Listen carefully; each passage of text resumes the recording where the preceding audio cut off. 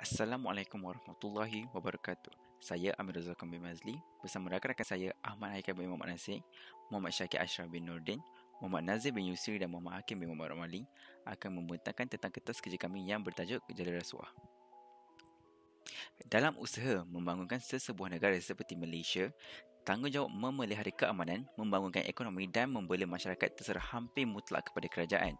Sistem pengawalan, hukuman dan peraturan serta garis panduan yang ketat untuk menguruskan perbelanjaan, perolehan dan aktiviti kerajaan. Namun begitu, pencapaian ekonomi yang dikecapi oleh negara dan pembangunan yang dinikmati oleh rakyat tidak akan bermakna sekiranya jentera pentadbiran negara diserapi oleh jenayah rasuah, salah guna kuasa dan penyelewengan. Rasuah bukanlah satu fenomena baru. Ia merupakan satu ancaman universal tanpa batasan waktu dan tempat. Tiada negara boleh mendakwa dirinya bebas daripada jenayah rasuah. Kewujudannya telah bermula sejak peradaban manusia yang lalu, yang disebabkan oleh sifat-sifat tamak dan halubah, yang berbeza pada satu-satu tempoh masa hanya dari segi tahap keluasan jenayah tersebut. Ia bertambah bahaya apabila jenayah ini mula ditermai oleh masyarakat sama ada secara sedar atau tidak.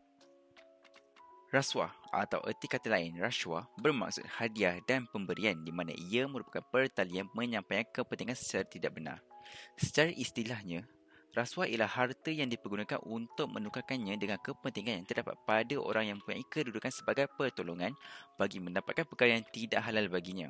Rasuah yang berleluasa menghakis keadilan dan nilai-nilai murni, mendas rakyat serta menggugat pemerintahan demokratik. Oleh hal yang demikian, para ulama Islam bersepakat mengharamkan rasuah pada perkara-perkara berikut seperti rasuah dalam memutuskan hukuman bermahkamah, rasuah untuk memperoleh sesuatu yang bukan hak, rasuah untuk mengurangkan hak yang telah ditetapkan, dan rasuah untuk melebih atau mendahulukan seseorang daripada yang lain. Terdapat pelbagai bentuk rasuah, antaranya ialah spontan, terancang dan bersindiket.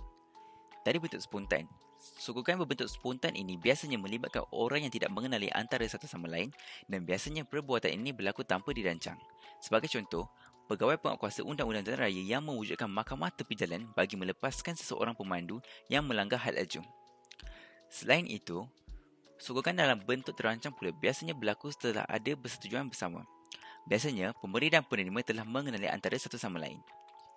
Perbuatan jenayah mereka ini telah dirancang terlebih dahulu bagi mengelakkan daripada dikesan oleh orang lain. Rasuah dalam kategori ini kebanyakannya melibatkan kelulusan terhadap sesuatu permohonan, tender, perolehan dan sebagainya. Akhir sekali, rasuah berbentuk bersindiket ini pula melibatkan bilangan yang lebih besar dan bayaran rasuah tersebut dibuat dalam jumlah yang tertentu mengikut masa yang tertentu. Kebiasaannya, rasuah yang diterima adalah untuk melindungi kesalahan jenayah atau aktiviti-aktiviti yang bertentangan dengan undang-undang yang telah dilakukan oleh si pemberi, yang selalunya melibatkan agensi-agensi penguatkuasa yang melindungi aktiviti tersebut daripada dikenakan sebarang tindakan. Assalamualaikum, saya Ahmad Haikal akan membentangkan penyataan masalah dan objektif bagi kumpulan kami. Terdapat beberapa masalah dan batasan yang dikenal pasti dalam menjalankan kajian kami. Antaranya ialah apakah maksud sebenar rasuah itu sendiri, kerana tidak ada maksud yang khusus untuk menerangkan maksud rasuah itu. Selain itu, rasuah sentiasa diselubungi dan dibayangi dengan kesangsian sebagaimana diakui oleh Syed Hussein Altas bahawa adalah sukar untuk menjalankan penyelidikan mengenai rasuah dan mereka yang menjalankan kajian tersebut akan menghadapi masalah di dalam menentukan metodologinya. Kedua, maklumat rasmi tentang rasuah susah untuk didapati. Sebagai contoh, banyak prosedur yang perlu dilakukan hanya untuk membuat soal selidik tentang rasuah. Hal ini kerana soal selidik perlu ditapis terlebih dahulu oleh banyak pihak agar tidak terdapat soalan yang sensitif ataupun yang mengundang kontroversi. Ketiga, permasalahan politik wang. Politik wang merupakan rasuah melibatkan golongan politik di kebanyakan negara. Politik wang telah diakui oleh UMNO sendiri sebagai satu perkembangan negatif yang amat berbahaya dan boleh memusnahkan teras perjuangan Parti Melayu yang terunggul di negara ini. Gejala ini jika tidak dibanteras boleh mengakibatkan negara ini dipimpin oleh mereka yang tamak, rakus dan tidak berintegriti. Akhir sekali, sukar untuk mengenal pasti sama ada perbuatan tersebut rasuah atau tidak merupakan salah satu daripada masalah kami juga. Antara sebab perkara ini terjadi adalah disebabkan daripada sosial dan budaya kita sendiri yang mana mengamalkan tradisi memberi hadiah dalam bentuk wang dan benda sempena menyambut hari-hari kebesaran, hari kebesaran, hari perayaan, majlis hari jadi, hari perkahwinan dan sebagainya. Ini secara tidak sengaja memberi kesempatan kepada perasuah dan penerima rasuah melakukan rasuah sama ada diminta, disogok atau diumpan tanpa disedari. Seterusnya, untuk objektif kajian, terdapat 4 objektif kajian bagi kajian kami. Tujuan utama kajian ini adalah untuk menganalisa atau mengukur sejauh mana kesan rasuah terhadap pembangunan negara. Kedua, mengkaji bagaimana campur tangan kerajaan di dalam pembangunan ekonomi negara telah menyebabkan berlakunya rasuah. Ketiga, mengenal pasti jenis atau bentuk campur tangan yang bagaimanakah boleh membawa kepada rasuah. Keempat, mengetahui kesan rasuah serta langkah-langkah untuk mengatasi rasuah. Walau bagaimanapun, 2 pemboleh ubah yang penting dalam kajian ini ialah mengenal pasti kaitan di antara pembangunan dan rasuah. Assalamualaikum warahmatullahi wabarakatuh. Saya Muhammad Nazif bin Yusri. Di sini saya akan membentangkan kajian literatur folio kami. Yang pertama, menurut Paulo Mauro, 1995, dalam jurnal bertajuk Corruption and Growth, menyajikan data yang memuat indikator subjektif, effectivity dan aristokrat birokrasi untuk menjelaskan bukti empirikal kesan negatif pembangunan ekonomi. Menurut kajiannya, kesan negatif antara rasuah dan pelaburan dan pembangunan penting dari sudut pandangan ekonomi dan statistik. Seterusnya, Fahim Al-Martubi tahun 2000 menjelaskan dalam kajiannya yang bertajuk Corruption and Inflation bahawa rasuah adalah punca ekonomi makro yang lemah seperti kekurangan pelaburan yang membawa kepada pertumbuhan ekonomi yang perlahan. Kajian beliau menguatkan lagi kesan negatif rasuah yang dikatakan turut membawa kepada peningkatan inflasi.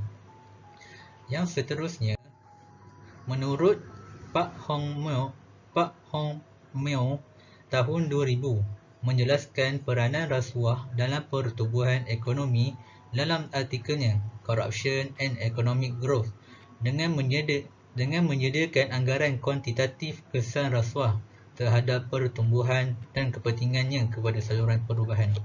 Dalam anggaran OLS, beliau mendapati peningkatan 1% dalam kadar rasuah akan mengurangkan kadar pertumbuhan sebanyak 0.72%, atau dengan kata lain, bagi setiap peningkatan unit dalam indeks rasuah, kadar pertumbuhan akan menurun sebanyak 0.545 mata peratusan. Antara saluran yang mempengaruhi pertumbuhan ekonomi yang paling penting ialah ketidakstabilan politik yang menyumbang kepada 53% daripada jumlah kesan pertumbuhan ekonomi. Beliau juga mendapati rasuah mengurangkan tahap modal insan dan pengkongsian pelaburan swasta. Terima kasih. Assalamualaikum warahmatullahi wabarakatuh dan selamat sejahtera. Saya Muhammad Hakim bin Muhammad Ramali dan saya akan menerangkan metodologi kajian. Metodologi kajian merupakan satu kaedah yang dilaksanakan untuk mendapatkan maklumat dan data agar dapat menghubungkait objektif kajian dan hasil kajian. Kumpulan kami telah menggunakan bahan bacaan sebagai sumber rujukan kajian kami, antaranya Hukum dan Ancaman Rasuah Terhadap Masyarakat dan Negara karya Abdullah Al-Karib bin Haji Saleh dan Masyarakat Bebas Daripada Rasuah terbitan Jabatan Penerangan Malaysia. Seperti mana yang kita tahu, rasuah memang berkait rapat dengan masyarakat kita pada hari ini. Takrif rasuah secara literal bermaksud sorogokan. Dalam erti kata lain, seseorang yang memberikan wang kepada pihak lain bagi menyembunyikan sesuatu atau mendapatkan sesuatu keuntungan dengan cara yang mudah dan cepat. Tetapi, ia adalah salah mengikut undang-undang negara.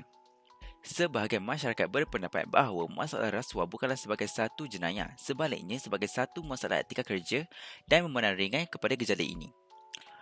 Masyarakat Islam terutamanya perlu memandang hina jenayah ini kerana rasuah adalah haram dan setiap daging yang tumbuh daripada rezeki ini yang haram, maka tidak berkatlah kehidupan seseorang itu di dunia maupun di akhirat sebagaimana daging khinzir yang haram dimakan.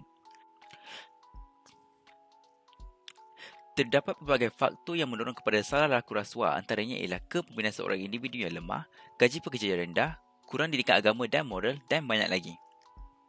Terdapat dinyatakan dalam sebuah artikel yang diterbitkan oleh Astra Awani di mana ia mengatakan bahawa Pada 26 November 2020, terdapat 2,287 kertas siasatan dibuka ke atas penjawat awam bagi penyelesaian aduan kes salah laku rasuah, salah guna kuasa dan penyelewengan sejak 2016 hingga September yang lalu. Salah satu faktor yang menyebabkan gejala rasuah ini adalah kepimpinan individu yang lemah yang mementingkan diri sendiri. Individu yang lemah kepimpinannya, kurang keyakinan diri, mudah untuk dipengaruhi oleh orang lain. Mereka mudah disokongkan dengan pelbagai barangan mewah seperti harta, wang, status dan pangkat. Akibatnya, tingkah laku rasuah ini menyebabkan masyarakat hilang keyakinan terhadap kepimpinan individu dan organisasi. Oleh hal yang demikian, masyarakat kini semakin individualistik dan materialistik. Dengan ini, sikap ingin hidup mewah dan tamak menyebabkan golongan yang mengambil rasuah ini sanggup melakukan apa sahaja cara untuk mendapatkan keuntungan diri, termasuklah melakukan jenayah rasuah. Seterusnya, punca gejala rasuah ini berleluasa adalah disebabkan oleh gaji pekerja rendah di sektor awam ataupun di swasta, di mana bagi pegawai tentera bergaji rendah yang bekerja di bandar, mereka sering menghadapi masalah keuangan. Sebagai contoh, gaji kaki tangan sokongan kerajaan adalah kira-kira RM800 hingga RM1,000 sebulan.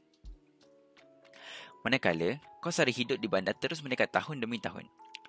Oleh itu, apabila terdapat peluang untuk melakukan rasuah, mereka tidak akan mengambil kira berapa lama untuk melakukan perbuatan itu. Jika kerajaan atau majikan mengkaji jumlah gaji yang perlu dibayar kepada pekerja di Malaysia, ia sedikit dapat mampu menurunkan kes rasuah yang semakin aktif berjalan. Di samping itu, pada masa yang sama, kurang didikan agama dan didikan akhlak telah membawa kepada perbuatan rasuah dalam masyarakat kita. Orang yang tidak mempunyai akidah yang kuat dan kukuh mudah untuk terjerumus dalam melakukan rasuah. Orang sebegini akan menggunakan jawatan dan peluang yang ada untuk mendapatkan ganjaran tanpa rasa bersalah. Tanpa mengambil kira akibatnya, rasuah sudah menjadi perkara biasa dalam kerja mereka. Malahan, individu yang terlibat dengan rasuah tidak akan berasa malu atau takut kepada Allah dan balasannya. Selain daripada itu, orang ramai tahu bahawa rasuah itu dilarang sama sekali oleh agama dan undang-undang. Akan tetapi, ia juga dilakukan atas 1001 sebab peribadi. Sikap mengharapkan kehidupan riak, suka menunjuk-nunjuk, tamak, ingin cepat kaya dan lain-lain, semuanya menjadi punca berlakunya rasuah di dalam diri manusia yang lemah sasiahnya.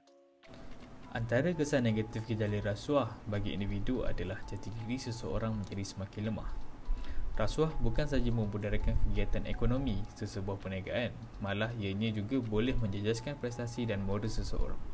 Sebagai contoh, pekerja yang telah mengetahui bahawa mereka telah bekerja di syarikat yang mengamalkan rasuah sama ada memberi atau menerima, berkemungkinan besar tidak bermotivasi dan tidak mempunyai minat untuk meneruskan pekerjaannya di syarikat tersebut.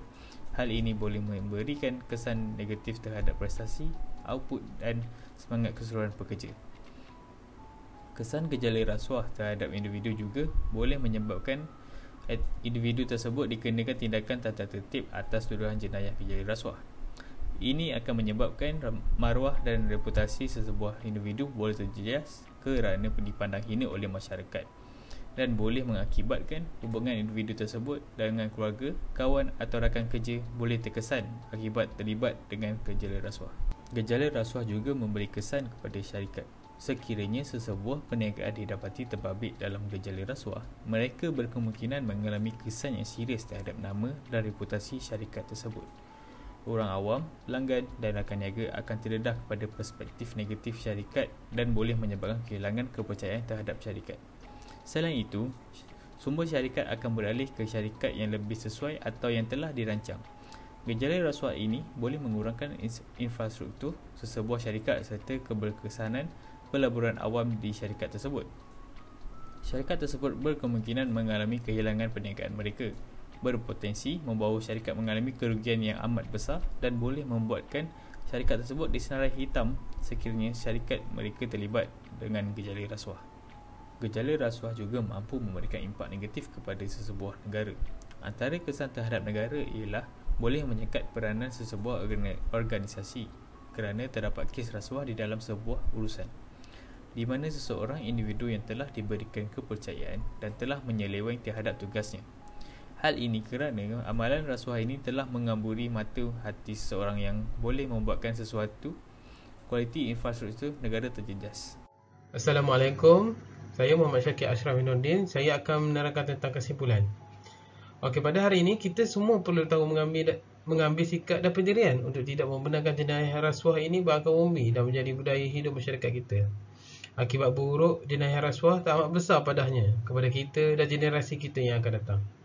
Kerajaan perlulah mengambil pelbagai langkah dan menggunakan pelbagai pendekatan, khususnya daripada aspek perundangan, pencegahan, pentadbiran untuk membendung jenayah tersebut daripada terus berluasa.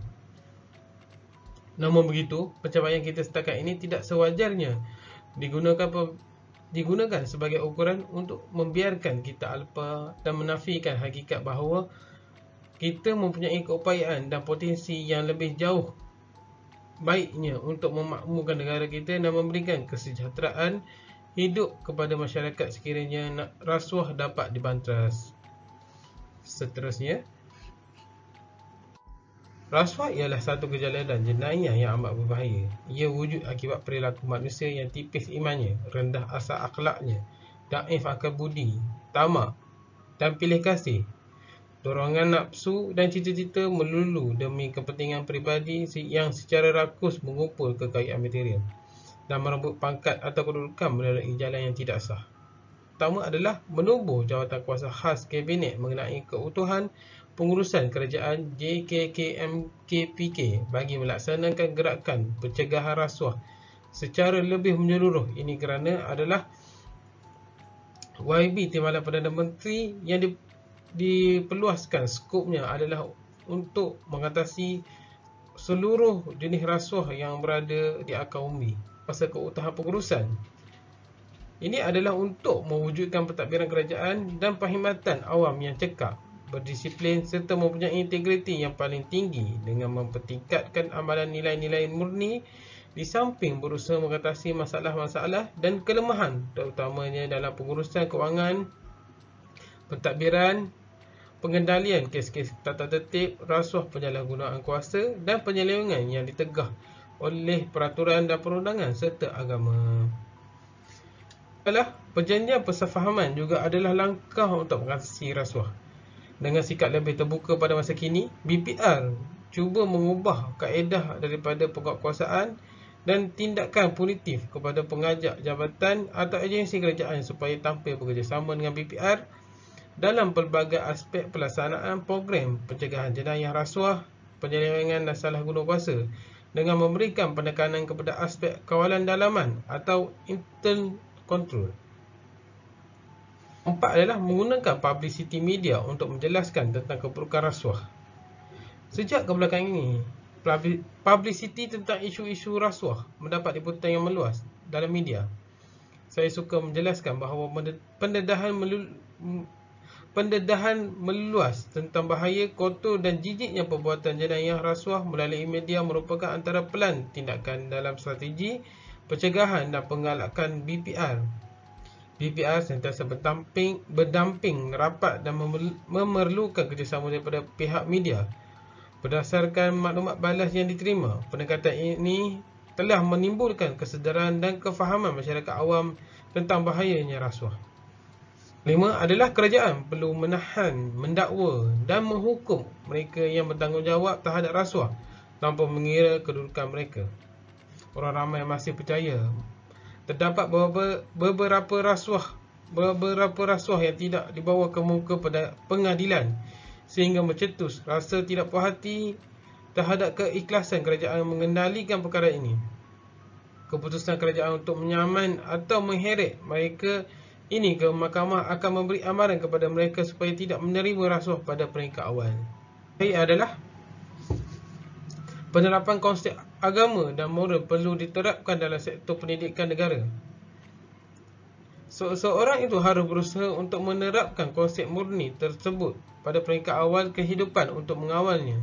Guru perlu terapkan segala konsep yang baik kepada pelajar supaya mereka faham keperluan membebaskan diri dan negara daripada ancaman rasuah ini.